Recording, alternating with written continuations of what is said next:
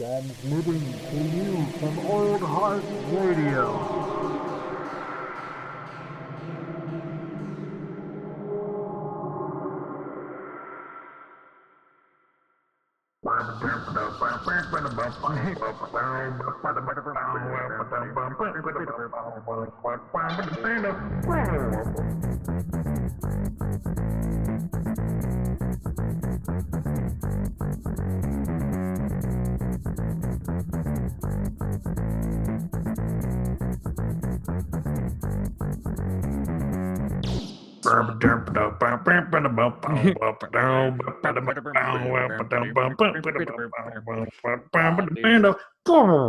This is right, people. This is what we do.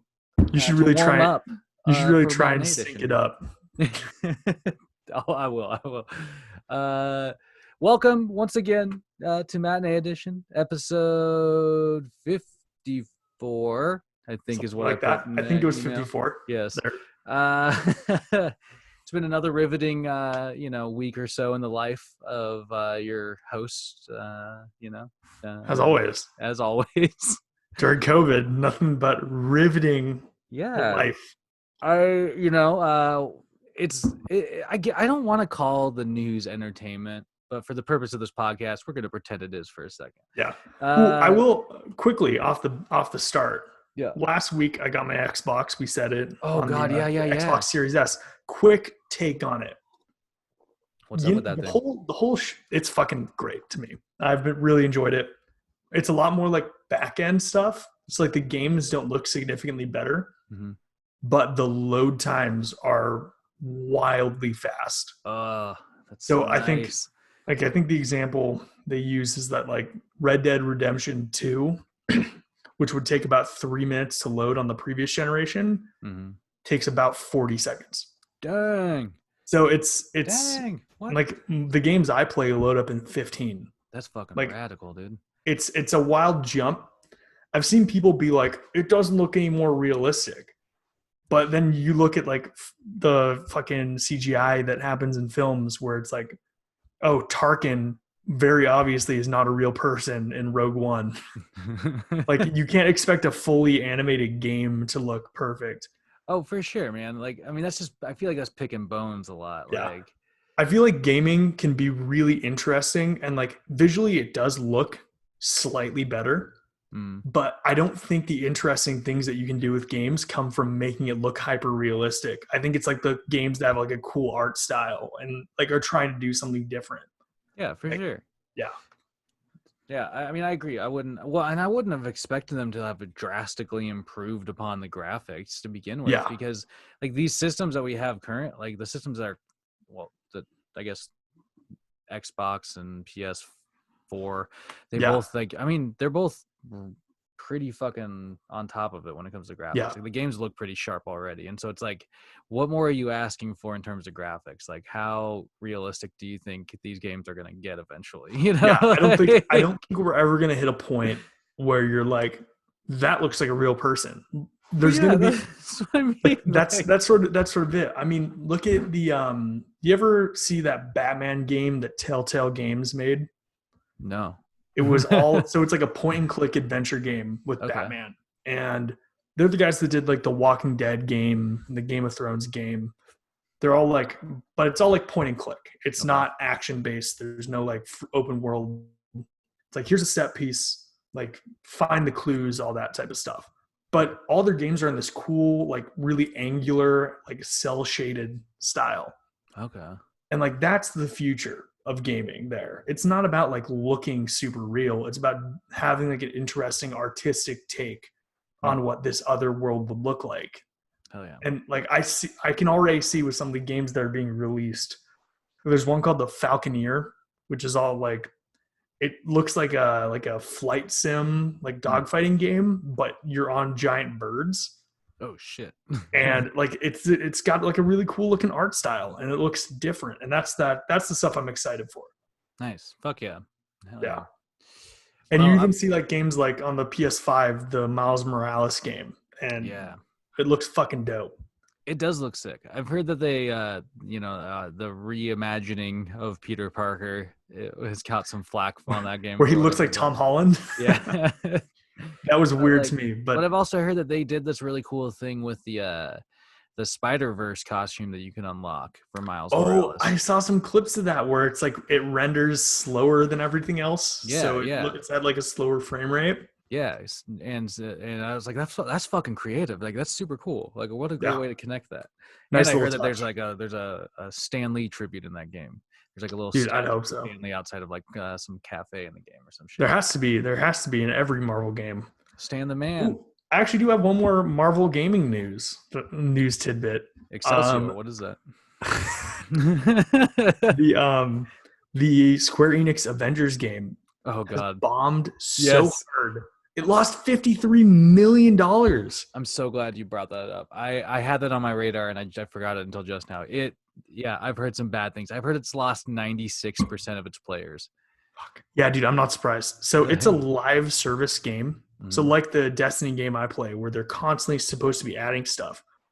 And at this rate, I saw something where it's like they're most likely just going to call it quits and just cancel any of the service like upcoming stuff, and just Square Enix is going to move on and devote their time to something else. Fair enough, man. It hasn't seemed like a hot commodity at all since what's crazy? The craziest thing about that game is it is the Batman versus Superman of games. Like there's quality fucking voice actors in it. Mm-hmm. It's a well-known property that everybody loves, and they still manage to shit the bed. Yeah, and that's what I don't understand. It's like everybody going into that, nobody was like gonna be like, oh yeah, fucking, I don't want to play an Avengers game. Like everybody would be stoked to have a chance to like, throw Thor's hammer around or like. Did you ever play the Ultimate Alliance games? Yeah, totally. I love the Ultimate Alliance games. Those are great. They just did another one for the Nintendo Switch. Oh, another reason to get a Switch. God damn it! And it supposedly is a blast. Like they're a bit more cartoony, less like realistic, and it looks like a blast. Dude, yeah, those games. I watched a review for the Avengers, and it was like the intro clip was the dude being like, "This is exactly what I wanted from this game," and it's him as Captain America beating the shit out of a goon, and then out of nowhere flies in Thor's hammer and pins the goon to a wall. And then Thor flies over and grabs the hammer away from him. The dude falls to the ground. Super cool moment. Yeah. But then he was like, and this is what immediately followed. And it was his Captain America that right before Thor's hammer flew in and pinned him to a wall was in the middle of an attack animation and just froze. And he was like, I had to reboot the game after this really cool moment. What the just fuck? Like, it isn't refined enough. Yeah. Oh, it's so fucking frustrating. Yeah, I know. I was just like, shit, man, that's so thoroughly disappointing. Oh, it is. Damn it. Well, so should we just do our quick Marvel news? We didn't have much. But. No, yeah. Marvel news usually light right around now because they don't have anything coming out, including WandaVision. Delayed.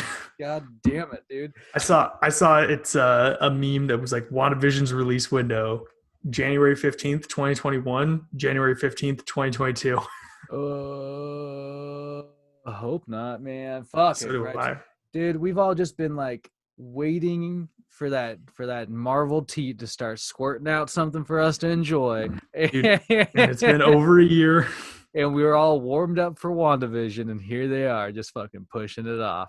Yeah. Because it was supposed to drop this month, wasn't that correct? Yeah, end of November.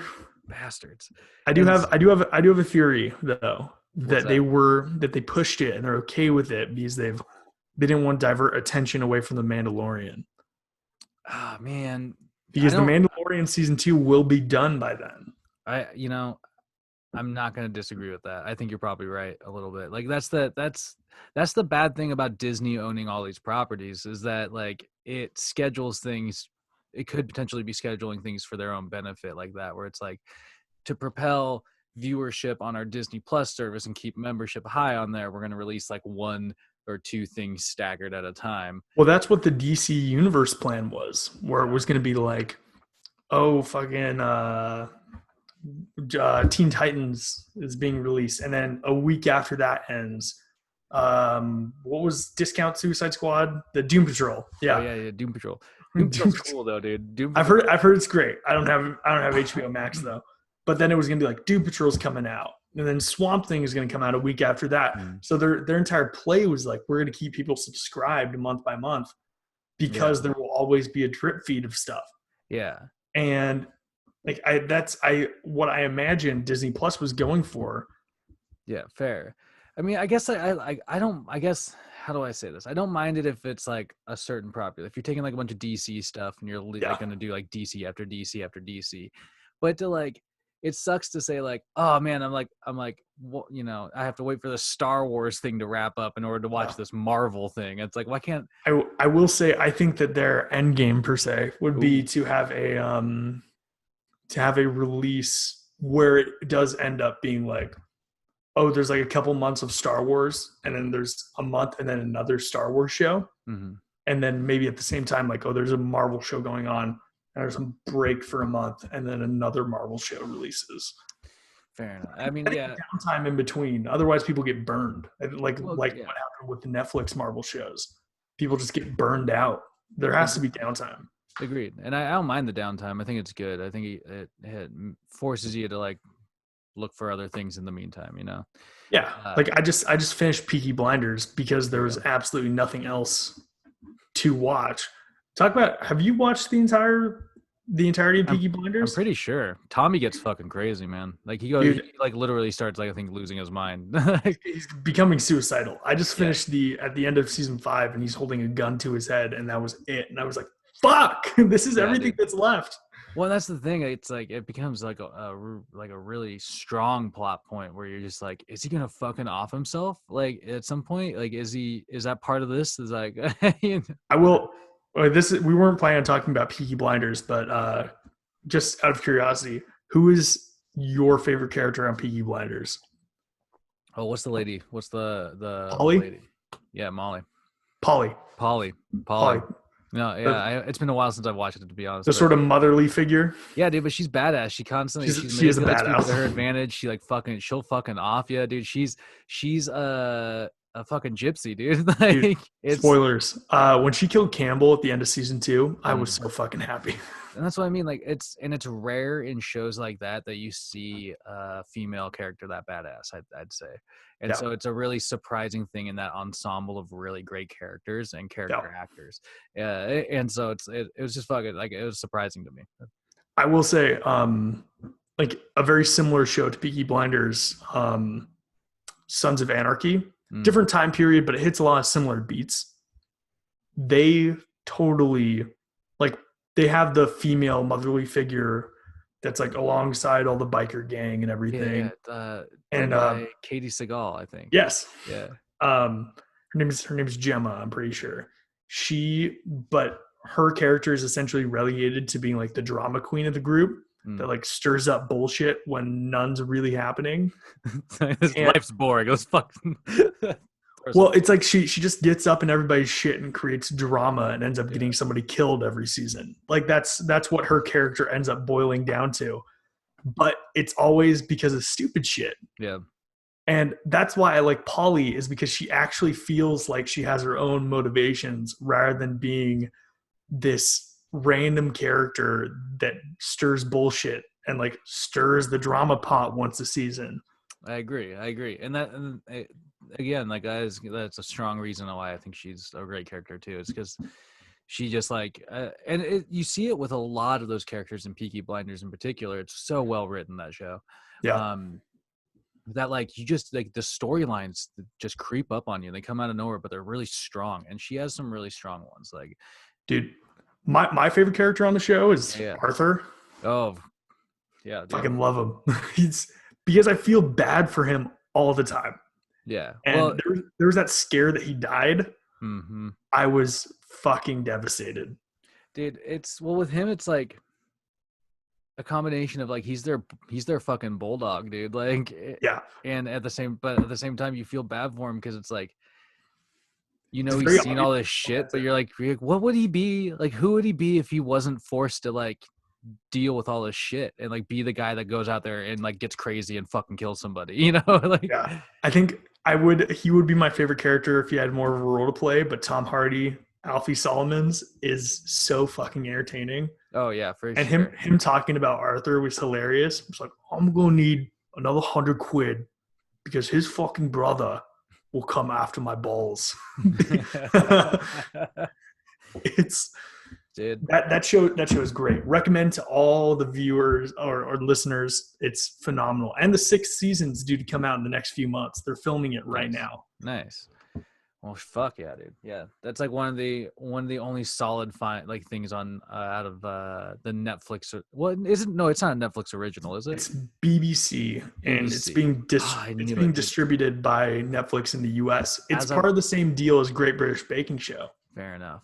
It's like, as I was saying it, I was like, no, that show's too good to be made by Netflix. A Netflix original. Like, I've been burned by so many Netflix originals. There are some gems, but I've tried so many out, and they're just like, they're duds. Altered Carbon got canceled. So somebody actually recently told me that. I've never gotten into Altered Carbon. I've watched. I guess the 2nd season dropped on like a hard cliffhanger. Well, that's gonna be like and that's it. It's just after those 2, they canceled after the 2. Apparently. Oh, dude, that's lame. Well, that actually brings me to another topic we were going to talk about. David Fincher, the director David Fincher, his series Mindhunter, which is about kind of like the early formations of how the FBI started kind of analyzing and dealing with like serial killers. I've heard it's fascinating. It really is. It's actually really fascinating. But apparently, have you watched it? Most of it. I'm like still working my way through it. But after Peaky Blinders, I've ran out of things to watch. So I'm like, tell me, everyone, please give it a try, man. I think it's interesting. All right, I'll check it out. But yeah, apparently it got canceled, and he was none too happy about it, and which makes sense. But you know, I feel like somebody of David Fincher's position probably should just like move on to the next project, I guess.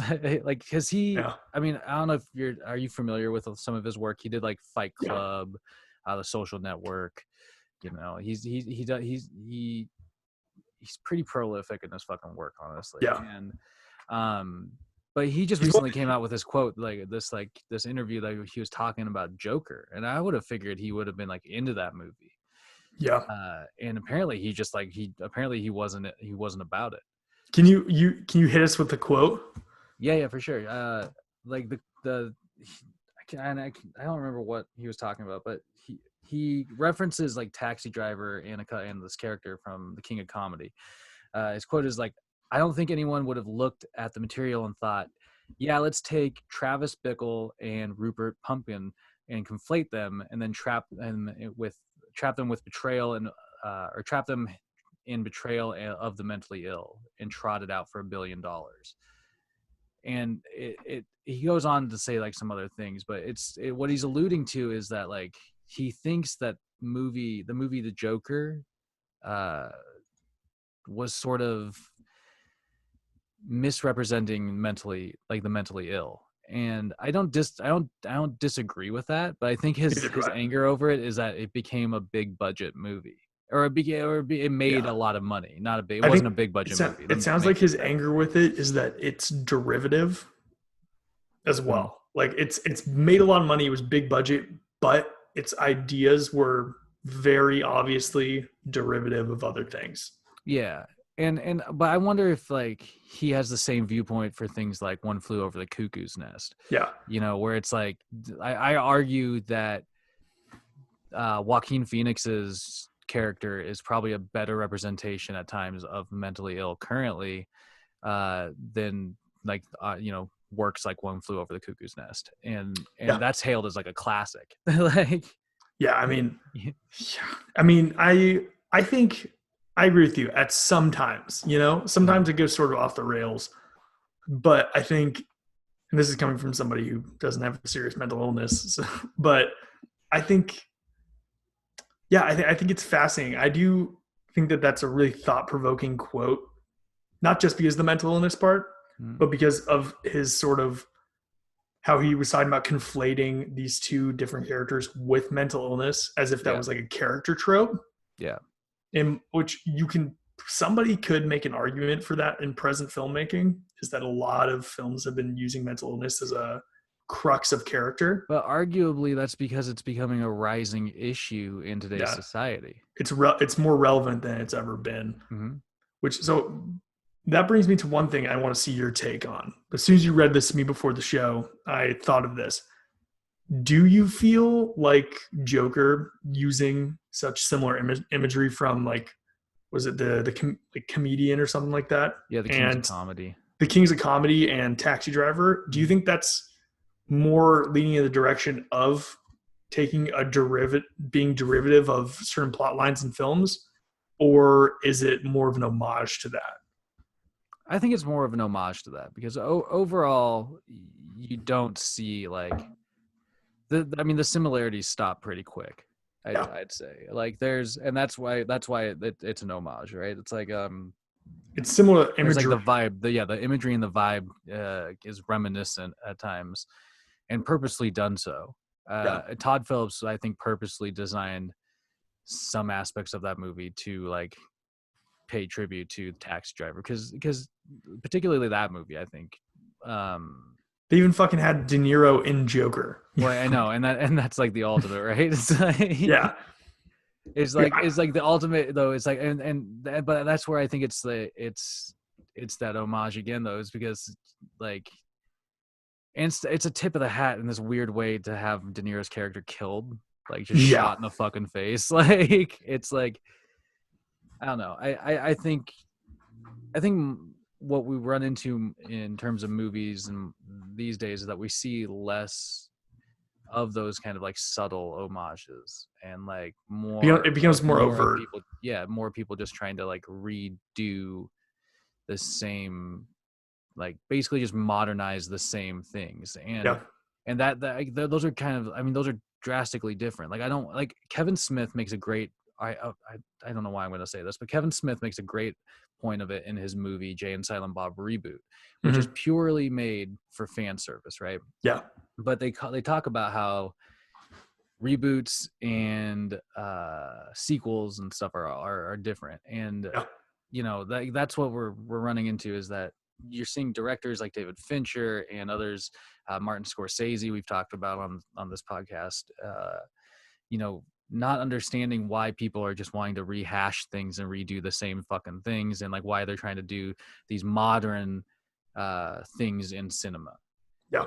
And it's because that's what, like, that's where the audience is. And I'm not like trying to I'm not trying to say like that's good or bad. It's just, that's why you see people doing these things and producing this kind of entertainment and art. It's because they're being reflective of the audience that they have. And Scorsese directing his greats when he did and whatnot, like, that was a reflection of where cinema was at that time and what it wanted at that time. And so it's like, I don't know, it's interesting because you're just really starting to see the shift in entertainment.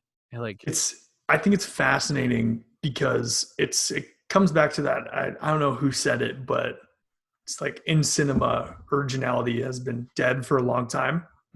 It's been dead since the beginning of cinema.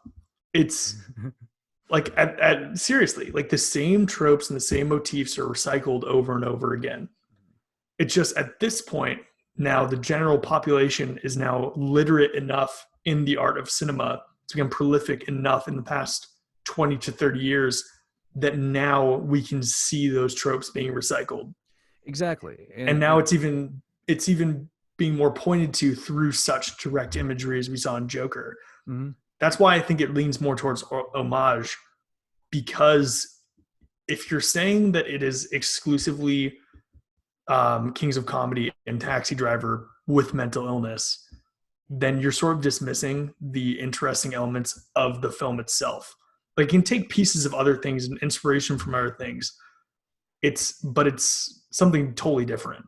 Absolutely. And I mean, in this particular like example, like, you're also taking away like the idea that it has Joker and the world it is involved in has this greater lore than that movie could ever present. And that's just by entering it into Gotham City, and having the title Joker, It's it falls into the same category. Like it sounds like David Fincher is likening it to a Transformers film. Yeah. More than a like really, you can make a pretty valid argument for sequels and reboots draining creativity from Hollywood, but Joker wouldn't be the film to target. Yeah, and that's what I mean. Like I was like, of all things that come out swinging at, it just seemed so weird for him, and like a director that I respect his work, to like come out of that movie. I was just like, well, this seems strange. I figured he would have been into that. But, I know, like there are plenty of other DC films that you can make a much better argument for stealing imagery. Well, totally. But, like, I mean, in Batman versus Superman, there's the fucking shot of Superman silhouetted by the sun, looking like Jesus. Yeah, dude. Talk about the most classic trope. Snyder makes Superman so Christ-like in his movies, and it's fucking it's absurd, and it's just like, I don't know, like anyway. It's like they're much easier targets than Joker, because Joker actually did something interesting with the existing lore that we had never seen from that character in this medium. Exactly. And I think that's the difference. I think David Fincher's just butthurt that Todd Phillips pulled off something he couldn't. I love that Todd Phillips, before Joker came out, was like, he was asked at some point, like, the world's too fucking serious for comedies and everybody hates one when I put it out because I made some politically incorrect joke. So I was like, what's the only other genre that I can make provocative filmmaking in? And he was like, it's dramas, because people take them seriously. Yeah, it's true, man. And as we see, dude, like he shines even in drama. It seems like he is so fucking good. But yeah, I'm looking forward to seeing what else comes from David Fincher aside. I'm looking forward to seeing what else comes from the Joker movie, because like the success of that, they have to obviously be looking at how they can like make subsequent films in that same kind of style, perhaps like one-off origin stories or something. I wrote a paper recently where I essentially opened talking about how Iron Man started this renaissance in filmmaking, specifically for the superhero genre, where it was higher production value, it was taken more seriously, but it established a style that has been followed nearly constantly ever since.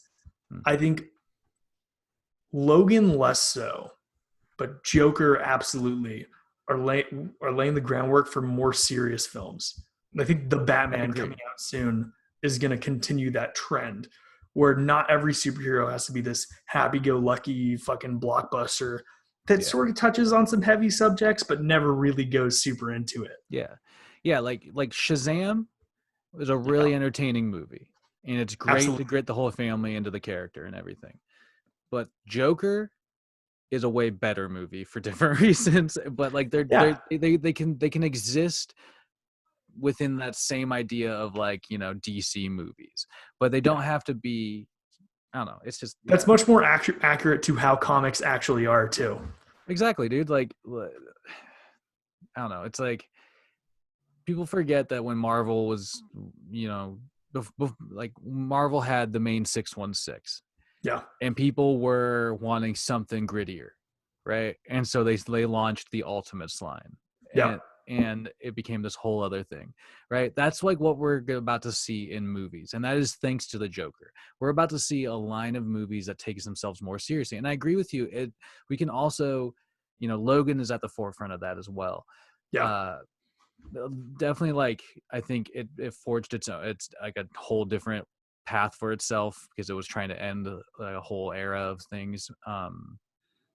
But yeah, I think you're right. I think we're about to kind of see an interesting idea that like where we can have two different types of like the same kind of. I think Joker being $1 billion movie has essentially opened the floodgates for studios to be like, oh, we can alienate part of an audience with a film. Like we don't have to strictly rely on making a relatively kid-friendly Avengers movie that the entire family can go watch and it can entertain everybody. It's like we can still make a shit ton of money by making a film that only adults can enjoy. and you might not be able to take your 7-year-old to. It's because they forget, man. Adults are the ones paying the bills. That's it, man. Like, that's true. It is, man. It's crazy. Dude, speaking of another thing I wrote a paper on fucking Jennifer's Body, a horror film, a cult classic horror film from like 2009 with Megan Fox and Adam Brody. And in the background of that film, also I think J.K. Simmons is in it. In the background, it was like fresh off of Diablo Cody, I think is her name.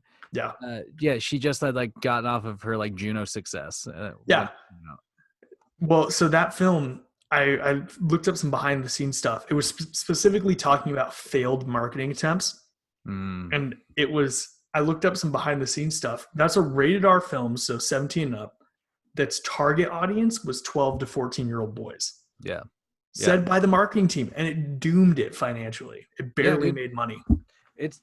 Well, and like we were just joking about it, but it's exactly that, dude. It's parents, kids might have been into that trailer because they all like got really horny seeing Jennifer's body, right? Yeah, exactly. Like Megan Fox was in it, coming off the back of Transformers. Exactly, and actually, she has gone on and done interviews saying that movie particularly set her experience and image in terms of like Hollywood and like being an actor back considerably. Because like coming off of Transformers, she was made into this like weird sex idol, and then like Jennifer's Body, she was marketed as this like sex symbol, and that's not even what the movie was really about. In writing my paper, I was like, oh shit, the New York Times wrote an article about Jennifer's Body in August of this year. Yeah, it's become relevant again for sure. I know. I was like, if this film was just ahead of its time and badly marketed. Absolutely. It's fascinating. And that's why it's cult, man. And that comes back to my original point in life. Everything cult is better. Should we quickly, because we're nearly at time. Yeah, we've got just a couple minutes left. Isn't the hype real for fucking Ahsoka and the Mandalorian? We got to see Bo-Katan. Oh my god, dude! This week's episode was so sweet. Not only did we get to see these other Mandalorians in action, we officially got confirmation that the kid and Din Djarin is on his way. Isn't that right? That's his name. What's his last name again? Something like that. Yeah, whatever. Let's call him Mando. They're gonna be on their way to go find Ahsoka Tano. And dude, I think my theory's panning out that Ahsoka's out hunting down Jedi. Dude, well, I mean, if you think about it, like there has to be somebody left in that universe going around looking for Force-sensitive people. Yeah, you know what I mean? They put back together the Jedi.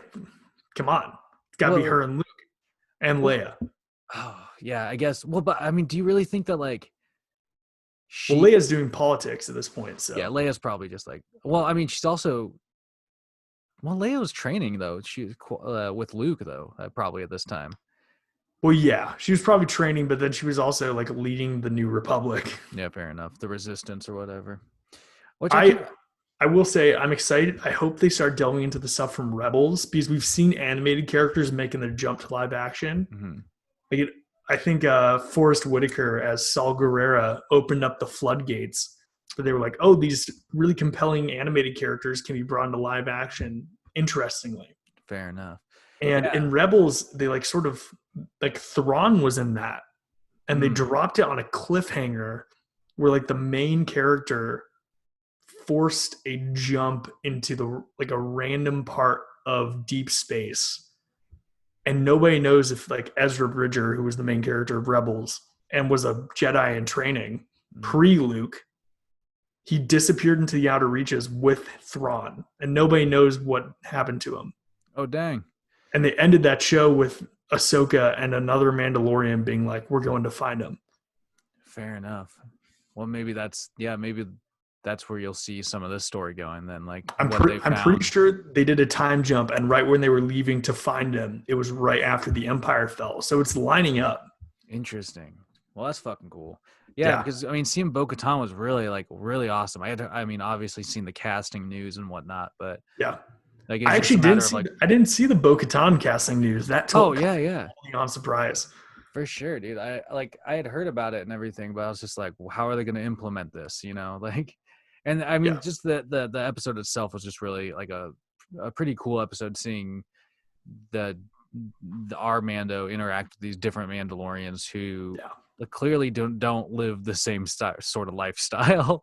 It confirmed one of my theories where I was like, I think I might have said this on the podcast. It was like some Mandalorians take off their helmets in the animated shows. I was like, what if our Mandalorian is part of like an extreme like cult that's super pure, like into the pure ways of their race? Well, and that's what we get the confirmation of is is like that, like he grew up in this like extreme group that is just like all about bringing the old ways back or whatever, and Bo-Katan and her crew are more about just kind of modernizing Mandalore and taking it back and like fucking the Empire over. Fucking Bakshi. You notice that too? Yo. Bakshi from Agents of S.H.I.E.L.D. I was like, what is happening here? They're plucking people from all over the place. But and then also there was that other the dude who was the general that was gonna kamikaze the ship. Yeah. Well, I couldn't remember. What's his name? I can't remember, but I've like seen him, and he's like one of those guys you see in like as like a background, but like prominent background character. And so he's in the Paul Giamatti club of not being being recognizable, but forgetting the name. Fair enough, man. It was I mean, despite the MCU withholding WandaVision from us, it has been a fairly like good entertainment week. You know, we're getting more as the year closes. I think I will say props to Ludwig Göransson, the composer for The Mandalorian. He also does production for Childish Gambino. Oh, jeez. And you could hear a bit of that coming out in the while they were on the ship taking it.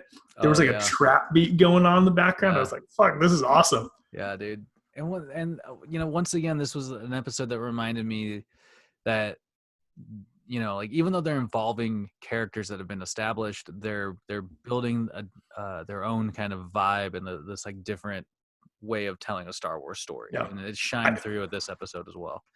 I also think it's important. They showed how you could translate a character into a new medium.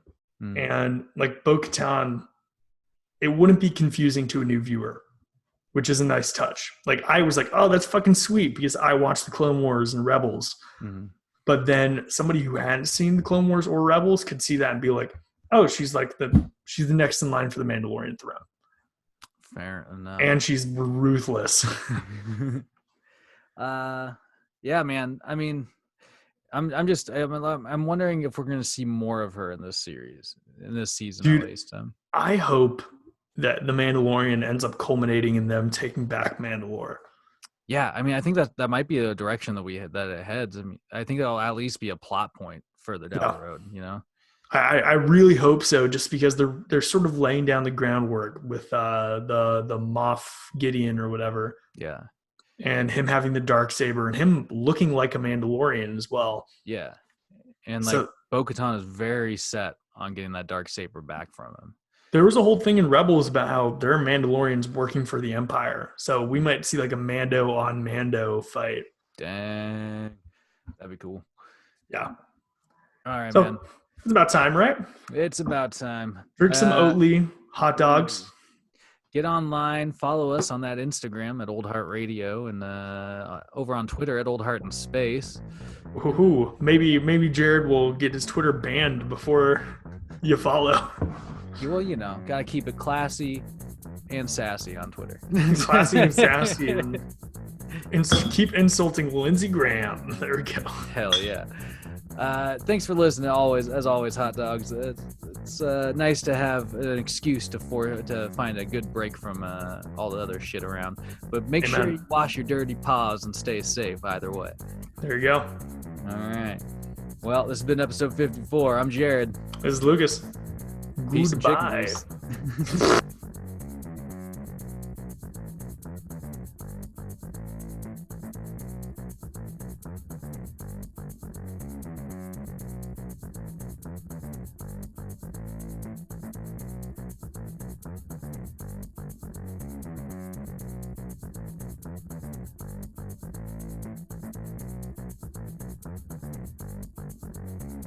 You